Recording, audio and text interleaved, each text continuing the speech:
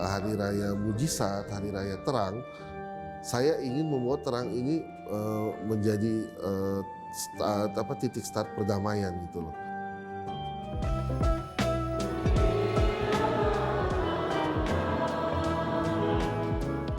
Umat di daerah kita ini sudah sangat saling menghargai, saling mengakui satu sama lain.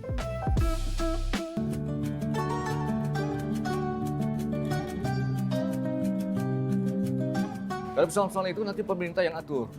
Ya kita beribadah saja, hidup sebagaimana mestinya.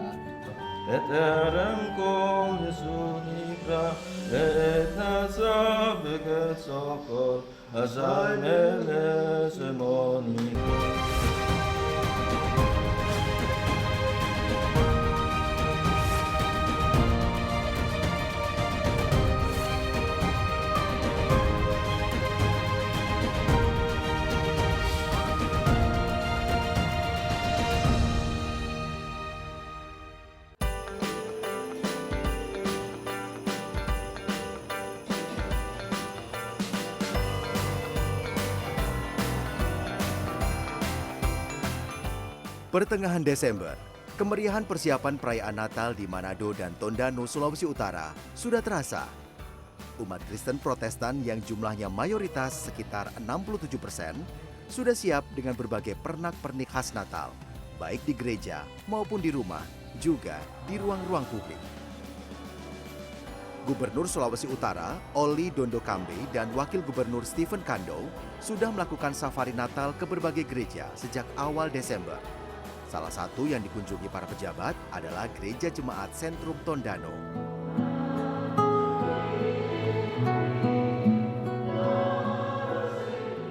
Di tengah keramaian persiapan perayaan Natal umat Nasrani, sejumlah penganut agama Yahudi di Manado sudah merayakan Hanukkah.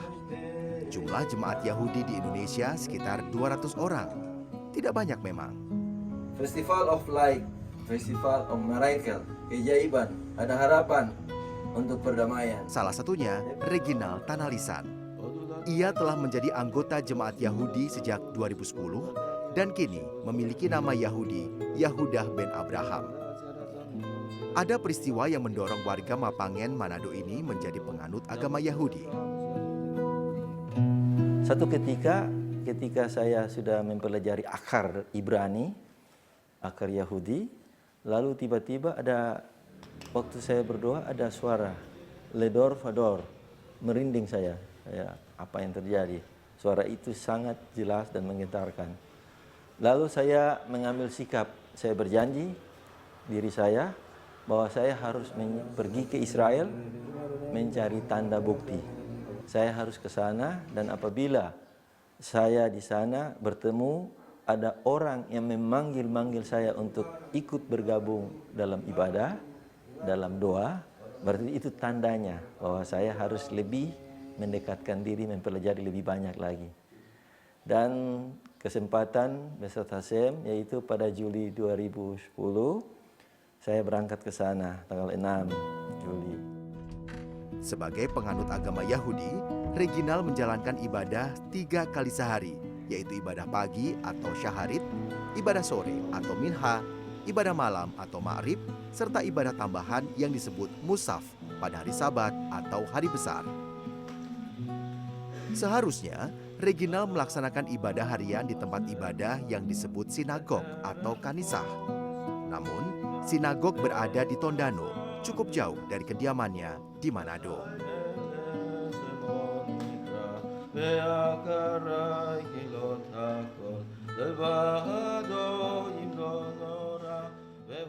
Berbeda dengan hari biasa, 7 Desember 2023 bertepatan dengan tanggal 25 Kislev yang merupakan hari pertama Festival Kenisah atau Hanukkah. Hanukkah adalah perayaan penyucian kembali Bait Allah oleh kelompok Makabe setelah sebelumnya dinajiskan oleh Antiochos IV Epiphanes. Perayaan Hanukkah berlangsung selama 8 hari sampai 15 Desember. Bagi Reginal, agama yang dianutnya merupakan agama yang diakui pemerintah Republik Indonesia. Reginal merasa leluasa menjalankan ibadahnya di rumah. Yang pertama, kita dudukan persoalan kurang sosialisasi sehingga seakan-akan masyarakat belum tahu persis bahwa PNPS 1 tahun 65 itu selain 6 agama, juga ada agama-agama lain seperti Zoroaster, Yahudi, Bahai diakui juga oleh pemerintah Indonesia. Nah, hanya keberadaan secara administrasi populasinya sedikit sehingga yang tercover secara administrasi hanya 6 agama yang besar itu. Tetangga dekat Reginal, Esther Ocklen Anis yang beragama Kristen Protestan, biasa melihat dan mendengar Reginal beribadah. Esther yang bertetangga dengan Reginal sejak kecil mengatakan mereka senantiasa bertoleransi. Biasa saya panggil Om Reki ya. Jadi saya sama Om Reki biasa-biasa aja. Sebagai tetangga saling menghormati. Jadi kalau misalnya ada acara apa, saling berbagi seperti itu, toleransi. Oh gitu ya. Iya, Nggak betul. ada merasa terganggu atau apa gitu, sangat Sama sekali tidak, sama sekali tidak. Apalagi Om Reki kalau saya butuh sesuatu, kadang minta tolong ke Om Reki. Om Reki sangat baik dan menyambut. Begitu juga sebaliknya. Kalau Om Reki beribadah, kadang terdengar sampai ke rumah, tapi sama sekali tidak terganggu.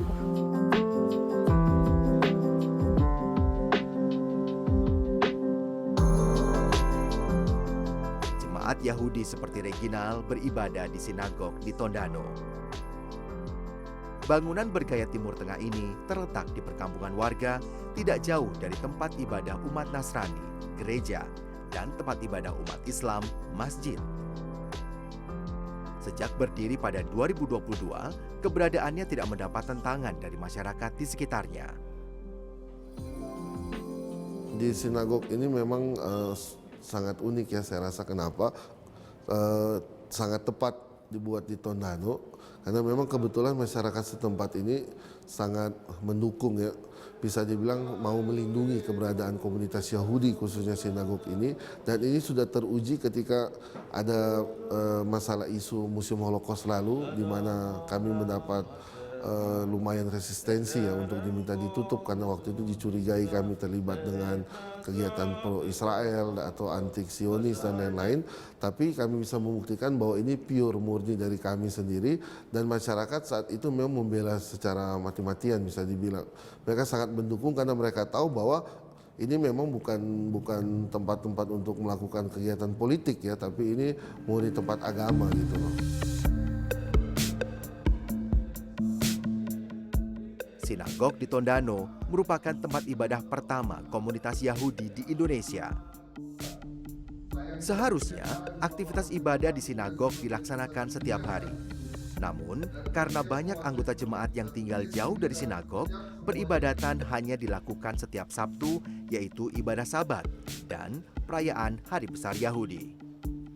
Jadi tadinya kami punya 2 sinagog di Indonesia, di Surabaya dan di Tondano. Tapi karena di Surabaya sudah dihancurkan, tidak ada lagi, sehingga menyisakan hanya di Manado. Jadi orang-orang Yahudi di luar Manado, misalnya di Jakarta, itu kalau berkumpul tuh agak sulit. Kadang harus nyewa hotel, hotel pun harus hotel yang aman, ya kan? Atau kadang menggunakan fasilitas kedutaan besar asing. Karena banyak juga orang-orang Yahudi di Indonesia itu berasal dari kedutaan-kedutaan asing tadi yang ekspatriat. Nah, tapi di Manado atau di Tondano khususnya kami bersyukur karena kami punya tempat yang mumpuni yang diresmikan juga oleh pemerintah Indonesia, dalam hal ini lewat Bupati Minahasa, sehingga kami bisa mengekspresikan diri secara terbuka, dan kami juga bisa melakukan tanpa harus khawatir dan takut karena kami juga mempunyai hubungan yang baik dengan masyarakat sekitar.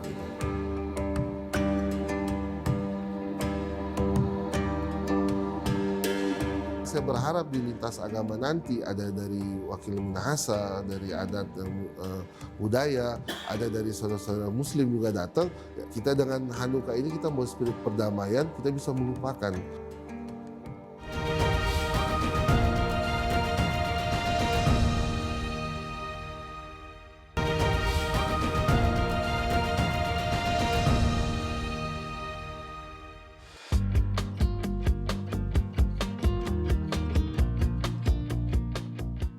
Sabtu 9 Desember 2023, jemaat Yahudi dari berbagai kota di Sulawesi Utara seperti Manado, Tomohon, dan Bitung berkumpul.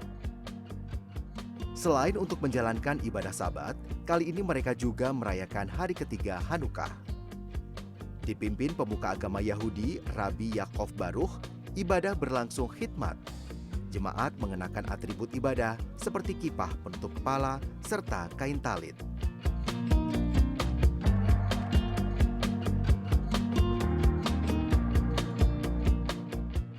Rabbi Yaakov mengeluarkan Taurat dan membacakannya di hadapan jemaat. Ia juga menyampaikan pesan Hanukkah melalui khotbah. Rabbi berkhotbah tentang makna perayaan Hanukkah dan menyuarakan pesan damai untuk dunia.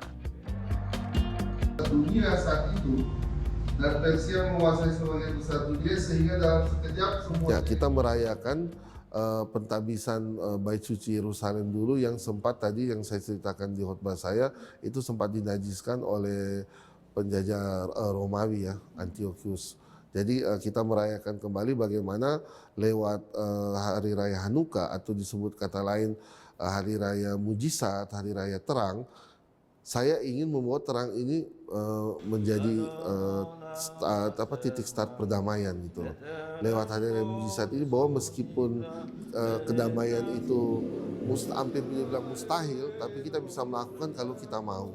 Itu pesan Hanukkah yang mau saya lakukan. Karena ketika peristiwa Hanukkah terjadi, kita mau menunjukkan bahwa kebenaran itu akan selalu menang.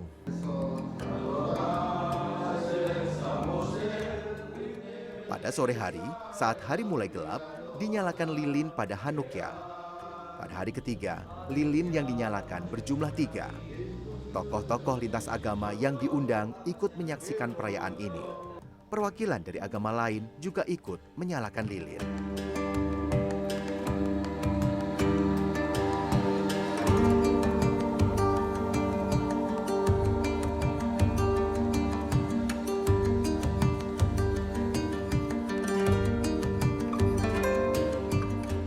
Wakil umat Konghucu, penghayat kepercayaan, Ahmadiyah, Bahai, dan sejumlah pemuka agama lain hadir pada acara ini. Perayaan Hanukkah itu kita harus melihatkan ke semua orang tentang mujizat yang terjadi pada waktu hari Hanukkah. Jadi itu mitzvah. Sehingga di luar negeri ada tradisi itu Hanukkah dirayakan dengan kepala negara, dengan kepala pemerintahan. Ada tradisi di Gedung Putih selalu Presiden Amerika mengundang seluruh warga negara baik Yahudi dan non-Yahudi untuk merayakan Hanukkah bersama-sama. Nah, selama ini kami selalu melakukan dengan Bupati Minahasa, sudah berapa kali, dengan pejabat lain. Tapi kali ini saya ingin mempunyai suasana lebih dengan pemuka agama. Kenapa? Karena memang sekarang kita lagi dalam situasi yang turbulence ya, hubungan lintas agama turbulence, dan bukan hanya kita tahu hanya terjadi di Timur Tengah sana, tapi sampai ke daerah kita di Sulawesi Utara kemarin.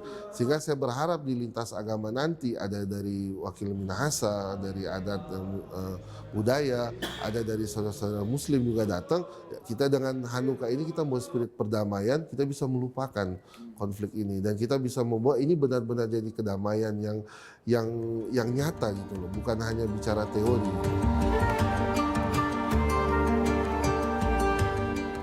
Sinagog ini memang terletak tak jauh dari masjid, yaitu Masjid Kiai Mojo. Jaraknya hanya 2 km dari sinagog. Imam Besar Masjid Kiai Mojo, Ustadz Harbianto Maswara mengatakan, toleransi antar umat beragama di Kota Tondano sudah terjalin sangat bagus. Di tingkat pemuka agama, ada forum kerukunan antar umat beragama. Sementara di masyarakat, ada ikatan kekeluargaan dari perkawinan. Semua itu dilandasi sikap saling menghargai dan saling menjaga satu sama lain. Warga di sini biasa saling mengunjungi pada perayaan hari besar. Kalau MUI sendiri itu pernah MUI Sulut menyampaikan bahwa dengan adanya sinagog itu ya kita umat muslim yang ada di Tondano jangan terbawa, terprovokasi dengan informasi yang sempat beredar tentang mungkin ada pesan-pesan yang salah atau yang liar mungkin memprovokasi umat muslim yang ada di Tondano ini. Jadi beliau menghimbau untuk menjaga kerukunan.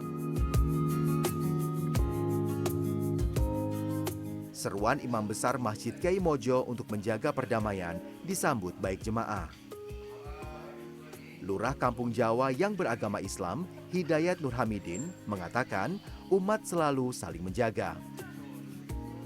Sikapinya sih kalau kita di sini enggak terlalu ekstrim bagaimana, cuman biasa-biasa aja. Ya kita silakan kalau memang kepercayaannya begitu, kita silakan, enggak pernah mengganggu atau jalannya ibadat, kita enggak pernah. Cuman tidak seerat dengan Kristen. Kalau Kristen kita kerukunan kita dengan toleransi dengan umat Kristen masih cukup bagus. Cuman kalau untuk yang agama yang Yahudi itu ini belum terlalu terjalin, kemungkinan jemaahnya atau itu kan cuman sedikit. Jadi itulah dari jauh-jauh juga. Iya.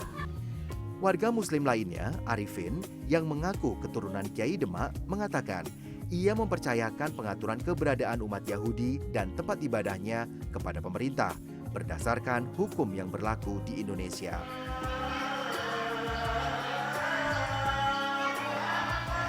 Tapi bagi saya soal-soal itu ya sesuai itu saja, aturan undang-undang berlaku di Indonesia. Kita tidak mencampuri, sebagai masyarakat tidak mencampuri. Kalau soal-soal itu nanti pemerintah yang atur. Ya kita beribadah saja, hidup sebagaimana mestinya. Dan kalau soal-soal begitu, itu dan kita di sini tidak rasa terusik, tidak rasa terganggu. Selain berdekatan dengan tempat ibadah umat Islam, sinagog juga terletak dekat gereja jemaat Riedel. Jaraknya lebih dekat, hanya sekitar 500 meter.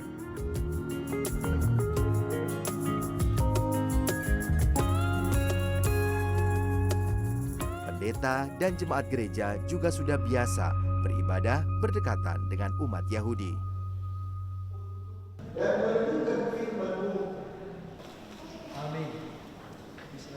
Pasti kita sangat mensyukuri karena toleransi di Tanah Minahasa ini sangat kuat. Karena juga tentu ini berakar jauh ke belakang. Sebelum agama masuk juga di Tanah Minahasa, di daerah kita ini sudah sangat sangat menghargai. Oleh sebab itu ketika ada agama-agama masuk, juga baik agama Kristen, agama Islam, agama termasuk agama Yahudi yang sinagoganya ada di daerah kita ini, umat di daerah kita ini sudah sangat saling menghargai, saling mengakui satu sama lain. Itulah sebabnya toleransi itu bukan sekedar kata-kata, tapi toleransi ini sangat terlihat, terrealisasi dalam kehidupan sehari-hari. Koordinator Forum Lintas Iman, Iswan Sual, mengatakan bahwa kerukunan antar umat beragama yang terjalin di Sulawesi Utara diturunkan oleh leluhur mereka. Ini tertuang dalam ungkapan Torang Samua Basudara, artinya kita semua bersaudara. Ungkapan ini merupakan pesan leluhur untuk menjaga perdamaian karena semua orang bersaudara, apapun suku, agama, ras, dan golongannya.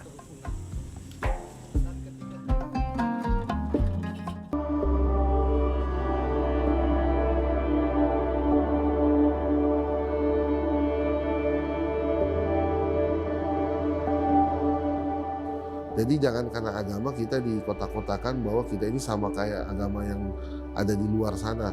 Memang kita agamanya sama, tapi tentu kita punya pandangan yang berbeda ya.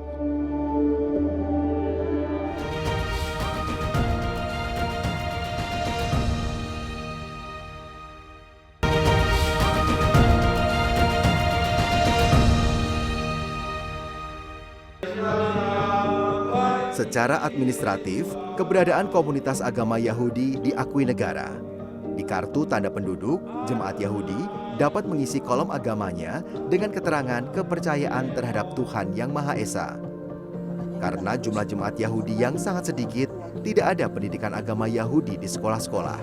Orang yang lebih tua yang mengajarkan kita kepada moyang apa yang diberitakan kepada pada hari ini harus tahu. Ini adalah Jeremy Bawole, warga Bitung, Sulawesi Utara. Anak pasangan Koni Maria Lempong dan Rudolf Demas Bawole ini mendapatkan pendidikan agama Yahudi dari orang tuanya di rumah. Kalau di sekolah sendiri sih kami tidak diajarkan tentang itu, tapi kami diajarkan tentang Yahudi di rumah. Orang tua yang mengajarkan kami tentang Yahudi. Pendidikan agama Yahudi di rumah disampaikan orang tua melalui beberapa tahapan. Di antaranya tentang 10 perintah Yahudi serta tata cara beribadah. Proses pendidikan juga dilaksanakan sejak usia dini dan dilakukan secara berjenjang. Kalau dalam siklus Judaism itu anak-anak itu dibesarkan, dididik oleh ibu dalam mitzvah itu sudah mengenal, membuka hati pikiran. Jadi mulai dia dari 8 hari sudah disunat, 30 hari bawa ke bait, kemudian dia dididik, diajar membaca, menulis, tahu kesopanan, tahu kebersihan, sampai umur 3 tahun dia gunting rambut.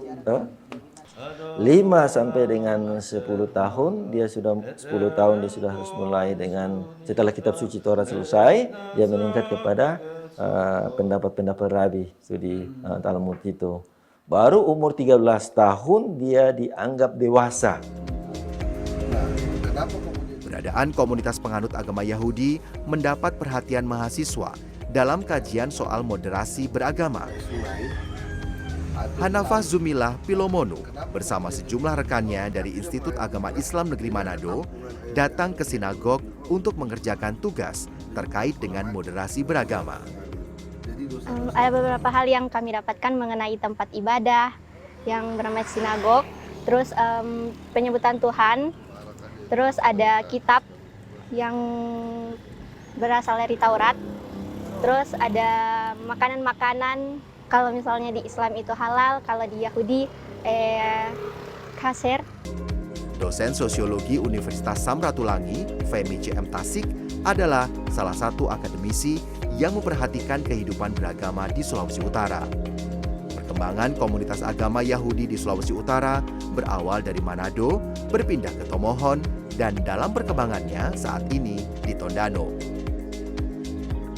Pendirian rumah ibadah Yahudi di kota Tondano yang tidak menimbulkan gejolak di masyarakat, menurut Femi, adalah hal yang menarik.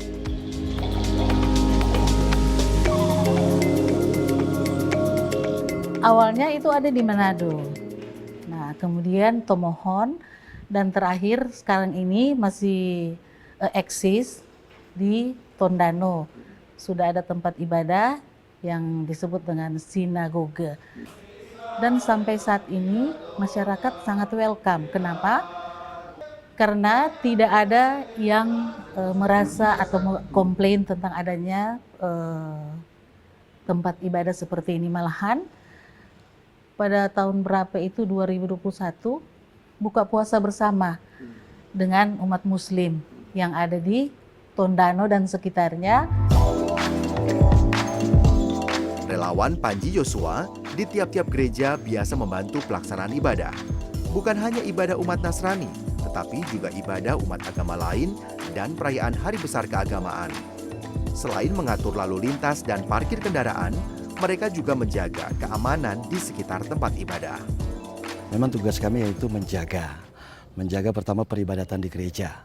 Tetapi bukan hanya dalam hal itu, terutama juga ada juga kegiatan-kegiatan keagamaan yang lain. Baku jaga atau saling menjaga adalah tradisi turun-temurun di Sulawesi Utara. Kalau berbicara tentang kultur, tentang adat istiadat yang ada, ya tentu saja setiap daerah punya adat istiadat yang berbeda. Namun perlu ditekankan di sini kalau berbicara soal agama itu sangat saling menghormati. Kalau misalnya ada ibadah di rumah ibadah misalnya Muslim yang Kristen Protestan itu mereka jaga di luar. Mereka hadir dalam ibadah tapi mereka jaga di luar. Begitu juga kalau ada ibadah Kristen di hari-hari besar, hari-hari raya misalnya Natal, Tahun Baru, Muslim ada Idul Fitri, acara-acara besar, Kristen jaga di depan masjid. Jadi ada kebersamaan yang kuat.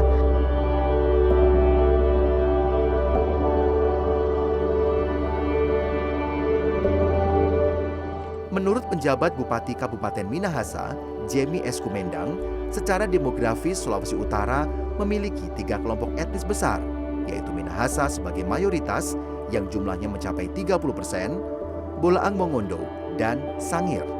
Ada juga kelompok dengan jumlah warga relatif kecil seperti Gorontalo dan Tionghoa. Etnis Minahasa pada umumnya menganut Kristen, Bolaang Mongondo kebanyakan beragama Islam, sementara Sangir memeluk Kristen. Kampung Jawa Tondano yang warganya kebanyakan menganut Islam hidup di tengah masyarakat Minahasa yang mayoritas beragama Kristen menjadi bukti hubungan kekerabatan yang sudah berlangsung ratusan tahun. Kondisi ini yang menjadikan masyarakat Tondano dan Sulawesi Utara dapat hidup berdampingan dan terbuka dengan perbedaan. Pola pikir ini berpengaruh kepada seluruh masyarakat Minahasa yang kemudian menjadi yang namanya masyarakat open-minded. Jadi masyarakat yang terbuka dengan siapa saja, yang terbuka dengan perbedaan. Nah, ketika masyarakat di sini terbuka dengan perbedaan, ketika ada agama-agama lain yang masuk, sepanjang mau bisa menyesuaikan dengan situasi dan kondisi yang ada, pasti masyarakat tidak akan melakukan penolakan-penolakan. Sebagai satu-satunya pemuka agama Yahudi di Indonesia, Rabbi Yaakov ingin memberikan pengertian kepada masyarakat dan menghapus stigma negatif yang sudah melekat terhadap agama Yahudi. Meski diakuinya sebagai tugas yang berat, Rabbi Yaakov akan terus menyampaikan informasi kepada masyarakat tentang keberadaan warga Yahudi di Indonesia yang menghormati dan menjalankan aturan hukum yang berlaku di Indonesia. Saya bersyukur sekarang udah ada hasilnya di mana masyarakat Indonesia itu bisa membedakan antara Yahudi dan Israel. Kenapa? Karena saya selalu mengatakan kita ini orang Yahudi tapi warga negara Indonesia, sama kayak seperti kita yang lain gitu loh, saudara-saudara yang lain. Jadi jangan karena agama kita dikotak-kotakan bahwa kita ini sama kayak agama yang ada di luar sana. Memang kita agamanya sama, tapi tentu kita punya pandangan yang berbeda ya. Di Indonesia kita menjunjung tinggi apa aturan yang ada dan sikap pemerintah dan sikap negara tentunya.